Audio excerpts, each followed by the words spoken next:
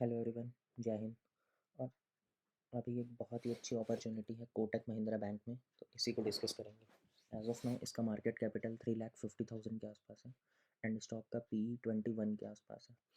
ROC इस तरह की कंपनीज़ में, फाइनेंशियल कंपनीज, बैंक्स, इनमें डिस्कस करना नहीं चाहिए क्योंकि उसका रेलेवेंस रह नहीं जाता है, क्योंकि इनका बिजनेस ही ऐसा है कि लोन लेकर के लोन देना है। जो पब्लिक से डिपॉजिट आता है वही ये लोग पब्लिक में डिस्ट्रीब्यूट करते हैं और इसके बीच में जो इंटरेस्ट रहता है उसको अर्न करते हैं। कंपनी की बुक वैल्यू 560 करोड़ के आसपास है and current market price is 1750 close. Profit previous 12 month is around 15,000 and net profit previous annum is around 12,000। और कंपनी अभी एक ही रेंज में पिछले 2 साल से चल रही है। और एक बहुत ही अच्छी इस कंपनी की बात है, अगर अपन पी रेशियो का ग्राफ चेक करें तो पिछले 5 साल का average P ratio close to 35 के आसपास है, लेकिन करंट इसका पी रेशियो 21 है। अगर 3 इयर्स की बात करें तो 3 इयर्स का भी एवरेज है 32-33 के आसपास। एंड अगर 1 ईयर की बात करें तो 1 ईयर में भी ये अपने एवरेज 26 से नीचे ही चल रहा है। और अगर 10 इयर्स या उससे मैक्स की बात करें तो उस लेवल से भी बहुत नीचे चल रहा है। तो ये एक वैल्यू बाइंग है। अब आ जाते हैं इसके क्वार्टरली रिजल्ट में। तो अभी जो इनने जून एंडेड क्वार्टर में इनका रिजल्ट पोस्ट किया है उसमें हाईएस्ट एवर रेवेन्यू पोस्ट करी है, जितनी रेवेन्यू इनने आज से पहले कभी पोस्ट नहीं करी। और इसको अगर कंपेयर करें लास्ट ईयर के सेम क्वार्टर से तो 9,164 करोड़ से बढ़ करके जून 2023 में 12,800 crore, close to 13,000 crore. So from 9,000 to 13,000 is around 40% jump. और अगर इनका नेट प्रॉफिट देखें तो नेट प्रॉफिट भी हाईएस्ट एवर के आसपास ही है, 4,150 करोड़। और अगर उसको लास्ट ईयर के सेम क्वार्टर से कंपेयर करें तो इसमें भी सेम परसेंटेज का जंप है, from 2,750 to 4,150, close to 40% gain. और मेजर इनका है अदर इनकम जो कि 7,000 के आसपास है। और जब मैं इनकी डिटेल्स के अंदर गया और मेरे को दिखा कि अदर इनकम क्या क्या कॉन्स्टिट्यूट कर रही है, तो मेरे को यहाँ पर सारी डिटेल्स मिली इनकी वेबसाइट पे, जो इनने पीडीएफ स्टॉक मार्केट में एनएसई एंड बीएसई को सबमिट करते हैं। वो एक अच्छी कंपनी की बात ये भी है कि पेरेंट कंपनी तो कोटक महिंद्रा बैंक है और domestic subsidiary. So if we are buying, अगर हम कोटक महिंद्रा बैंक को बाई कर रहे हैं तो ये सारी कंपनीज़ के भी जो प्रॉफिट्स हैं और जो भी इनका बिजनेस है वो भी इसी में मर्ज्ड है। तो 3,50,000 करोड़ में ये पूरी कंपनीज मिल रही हैं।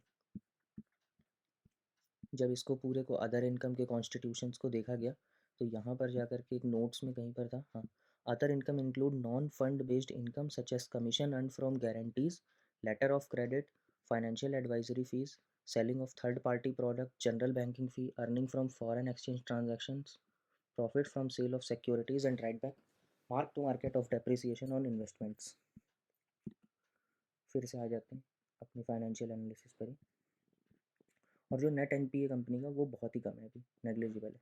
जो पहले 1% के ऊपर रहता था वो भी बहुत कम है। प्रॉफिट एंड लॉस में अगर आएंगे तो डेटा 2012 से अवेलेबल है और 2012 में इनका रेवेन्यू था 8,000 करोड़, जो बढ़ते बढ़ते आज 42,000 करोड़ हो गया है और कंसिस्टेंटली राइज हुआ है, कहीं पे भी ऐसा नहीं हुआ है कि डाउन हुआ।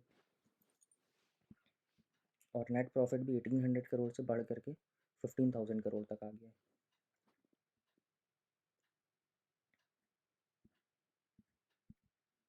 और इस वाले केस में अगर अपन बैलेंस शीट में जाएँ तो बोरोइंग्स मैटर नहीं करती, क्योंकि ये बिज़नेस ही ऐसा है कि इनको बोरो करके ही ये जो पैसा है यही डिस्ट्रीब्यूट करना है, लेंड करना है।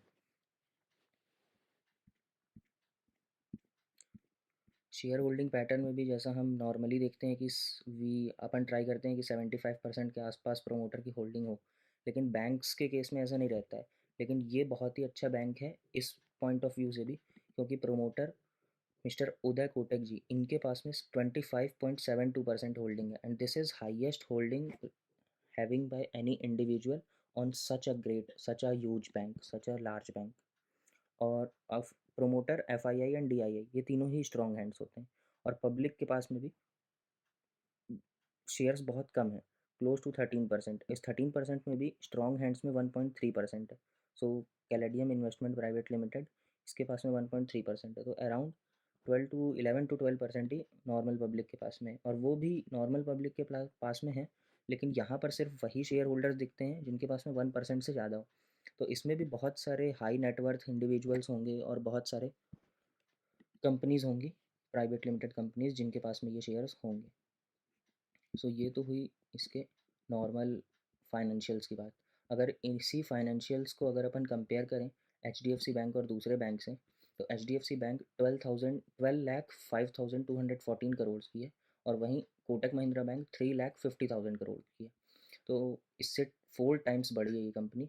लेकिन अगर नेट प्रॉफिट प्रीवियस एनम या नेट प्रॉफिट प्रीवियस 12 मंथ्स को कंपेयर करें, तो इसका 46,000 एंड 38,000 है, एंड सेम 14,000 और 12,000 है। तो अगर इसको अपन 4 टाइम्स करेंगे तो ये 60,000 के आसपास आएगा, लेकिन ये 46,000 है। तो कंपेरेटिवली ये अपन को चीपर प्राइस पे अवेलेबल है। आई एम नॉट सेइंग कि H bank is not a good bank और not a good company to invest in, वो भी अच्छा है, लेकिन Kotak Mahindra bank is looking much better as of now. P ratio भी देख लिए। अब इसका वो देख लेते हैं टेक्निकली ये कैसा है। आज इसकी वीडियो बनाने का मेन पर्पस यही था कि यहाँ पर एक गैप बना हुआ था, और मैं चाह रहा था कि मैं इसमें तभी इन्वेस्ट करूँगा जब ये गैप फिल हो जाएगा, और आज इसने इस गैप को फिल भी कर दिया है। अगर मैं आपको दिखाऊँ तो ये गैप बना था 11 अप्रैल को, और 11 अप्रैल को प्राइस ऊपर गया और एक गैप के साथ में ऊपर ही बंद हो गया, और उसके बाद ये शेयर ऊपर ही चल रहा था। मैंने इसमें इन्वेस्ट नहीं किया, और ये बीच में नीचे तक भी आया था, लेकिन तब भी मैं इसमें इन्वेस्ट नहीं किया था।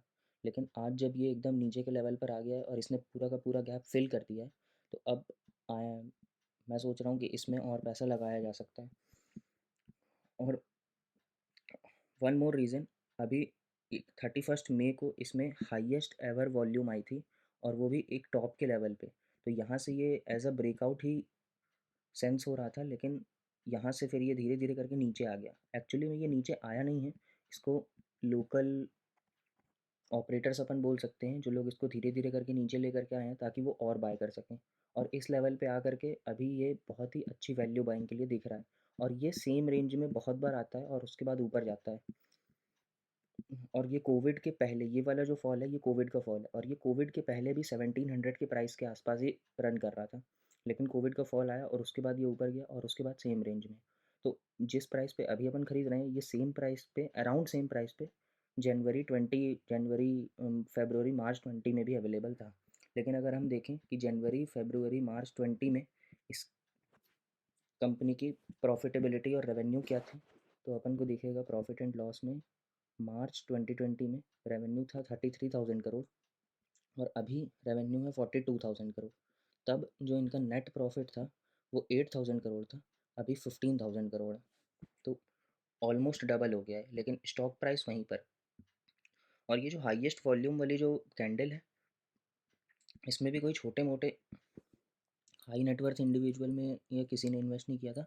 ये मेरे को याद है, कोई न्यूज़ आई थी इसकी, और इसमें शायद मॉर्गन एंड स्टैनली, इस कंपनी ने, ये अमेरिका की बहुत बड़ी कंपनी है, इसने इन्वेस्ट किया था यहाँ पर, and close to $1 billion, 8,000 crore, 800 million crore के आसपास, मिलियन डॉलर्स के आसपास इनने इन्वेस्ट किया था। Close to eight to eight 8.5 thousand crore, 8 साढ़े 8 हज़ार करोड़ रुपए उन्होंने इन्वेस्ट किए थे इस कंपनी में, और वो भी इस प्राइस पर।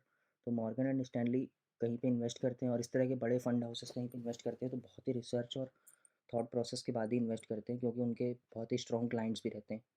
तो उससे भी नीचे लेवल पे अगर अपन को मिल रहा है ये स्टॉक, और बहुत ही अच्छी वैल्यू बाइंग है, और कंपनी की प्रॉफिटेबिलिटी इंक्रीज़ हुई है, तो this is a very nice company as per my suggestion. But still एक बार मैंने तो बहुत अच्छे से फ़िल्टर आउट करके दिया है, लेकिन एक बार आप फिर से इसके सारे फाइनेंशियल्स को और टेक्निकल्स को गो थ्रू कर लेना, और उसके बाद ही अपना कॉन्शियस डिसीजन लेना। स्टॉक मार्केट में कुछ भी हो सकता है, ये ऊपर भी जा सकता है, नीचे भी जा सकता है, बट मेरे को ये आने वाले टाइम में ऊपर ही जाता हुआ दिखता है। एक बार इसकी टारगेट की बात कर लेते हैं। जो फर्स्ट रेजिस्टेंस मेरे को दिख रहा है वो क्लोज टू 24% के आसपास तो जाएगा ही, और उसके बाद ये लाइफ टाइम हाई और उससे भी बहुत ऊपर जाएगा। तो एज ऑफ नाउ इसमें अगर 2 पार्ट्स में भी इन्वेस्ट किया जाता है for 10%, 5% then 5% can be booked here, and then for the rest of the 5% anywhere close to, जहाँ पे भी ऊपर जाकर रेजिस्टेंस बनेगा।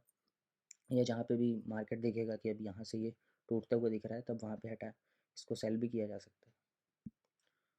That was it analysis from my side.